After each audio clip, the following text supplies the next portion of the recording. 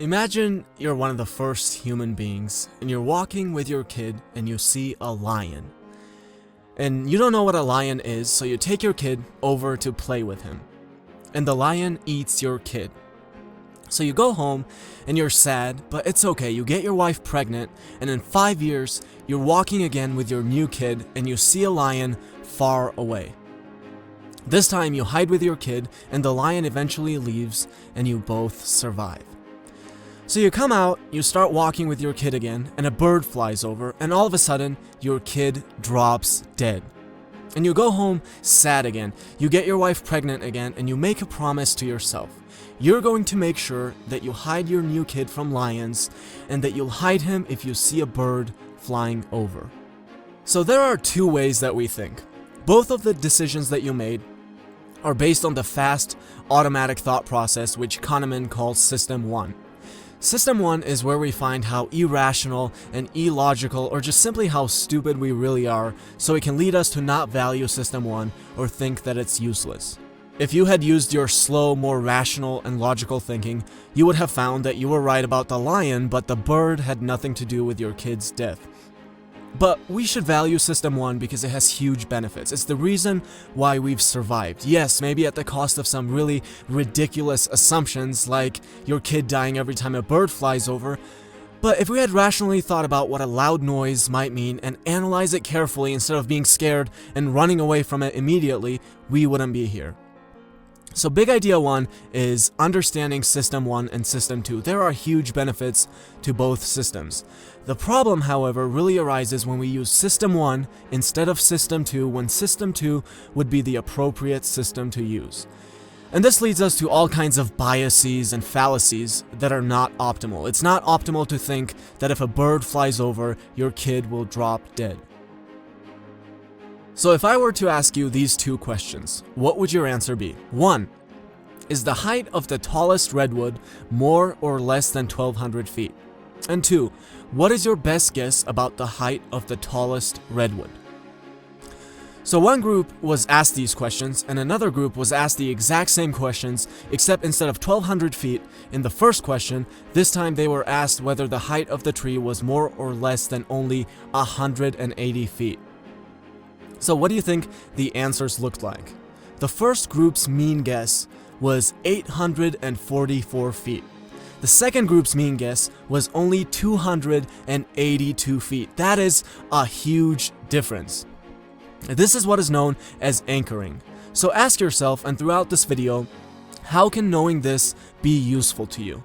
Dan Ariely, one of my favorite economists, talks about how we have no idea about most things and what they should cost.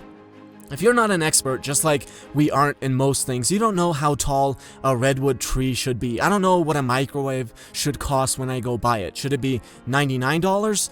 $199? I have no idea. So we use different ways to approximate what it should be, and anchoring is one of them. So again, how is this useful to you personally? If you're the buyer, do you want to look at the MSRP and be anchored to that? If you're selling something, how do you want to set up your MSRP to use anchoring to your advantage? Big idea 2 is understanding anchoring. So one of the things that I really enjoy about my life is the peace of mind I have while doing things. When I visit somewhere, I'm not worried about a terrorist attack, and when I fly there, I'm not worried about the plane crashing. And that peace of mind largely comes from the fact that I'm not really a big consumer of mainstream media. But I meet people all the time who are really constantly worried. Have you seen how terrorism is taken over the world?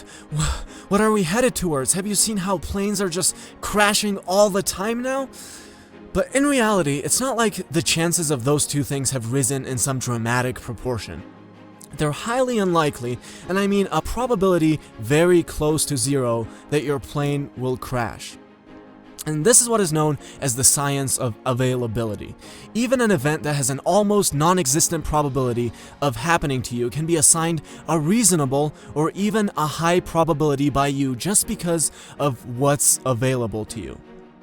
So again, ask yourself, how can you use this concept to make your life better? Is it better to enjoy your life and realize that the world is actually not as bad as commonly portrayed, or watch the news every day where you'll be shown constant death and destruction because that's what sells? Big idea 3 is understanding the science of availability. Now, let's say I offer you to play a game with me. We're going to flip a coin. And if you win $1,000. And if you lose $1,000. Do you want to play that game? If you're like most people, that is a game that you do not want to play. What if we change the rules a little bit?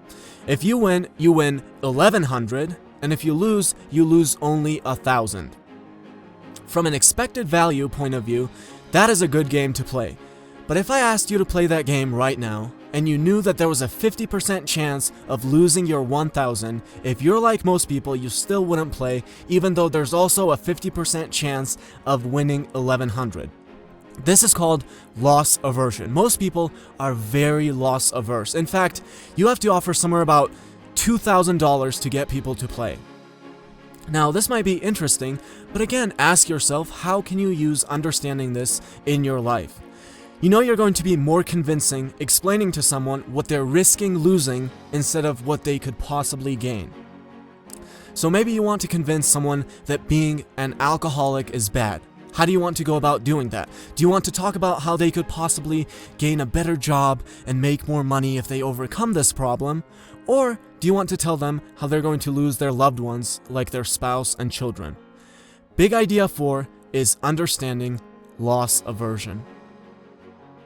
Now imagine I'm your doctor and I have to do an operation on you, and I tell you there is a 10% chance that you're going to die. I could also tell you there is a 90% chance that you're going to live. Now, from a statistical point of view, there is absolutely no difference in those two statements, but in the first case, you're going to feel much worse than in the second. This is known as framing. How you frame the exact same situation can have dramatically different consequences. So big idea 5 is understanding framing. Again, ask yourself, how can you use this? How can you use framing to make good things more appealing and convincing to your friends or your children or whoever else you want to influence? And finally, big idea 6, understanding the sunk cost fallacy. This is all about letting your past decisions influence your present decisions. So think of John. He has no idea about poker, but he thought he would go gamble and play. Fast forward into the night, and John has now lost $1,000 and hasn't won anything. Now, if John looks at the odds of his winning from this moment on, which would require the use of System 2, which he's probably not going to use, he would find that the best thing to do is completely disregard the $1,000 and get up and leave. The $1,000 already lost has nothing to do with what his odds are starting from this moment, but John is going to be heavily influenced by the $1,000 and most likely keep playing and losing even more. Let me give you another example. Jen bought 50 boxes of candy a few months ago. So her house is full of candy, but she now finds out about the importance of eating healthy, and she realizes that the candy actually hurts her, but she can't just get rid of it. She paid money for it at some point, so it's really hard for her, even though the candy is going to hurt her. Now, you might look at John and Jen and say, what a bunch of idiots, but the reality is that you and I are no different. Look around your house right now. How much stupid shit have you bought over the years that's now just laying there, taking up space, bothering you? You're never even going to use it again, but you don't get rid of it. There is no difference between Jen or John and you in this situation. The chair that you bought gets in the way all the time. There's no room for it in your little house. It's causing you pain, but how can you get rid of it? You paid $59 for it at some point. This is what is known as the sunk cost fallacy. Your past decisions shouldn't affect what is good for you now. If you paid money for a bunch of candy at some point, it doesn't mean that it's good for you to keep eating it.